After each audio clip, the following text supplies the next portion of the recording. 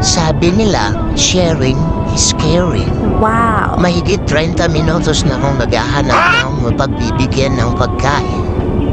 So, naisip ko tumabi muna sa gilid at i-check ang aking gas. Ayoko naman magtulak nitong kay Blackbird at sobrang bigat. So, ayan, kinuha ko yung aking cellphone. Inopen yung ilaw at yun, may gas pa nga. Balik ng cellphone. Hanggang sa pagkinong ko, ayun, may nakita ko sa gilid. Isang pamilya. Ayan. Yan, para sa kanila talaga itong dala kong foods. Kuya, kumain na kayo? Gusto niyo?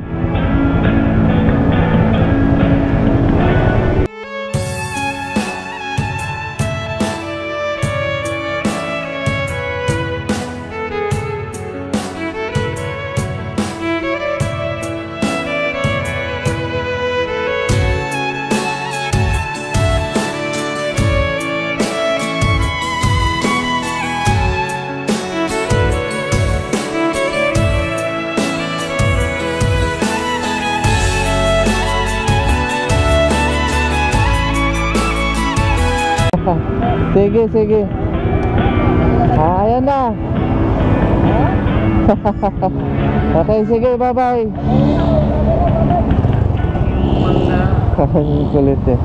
So, ayan, naibigyan natin. Ayun, sakto. Bali, 4 sila nandun. Kulang ka ng isa. Pero okay na yun. At least, di ba, nabigyan din natin. Ay, napakasarap sa pakiramdam.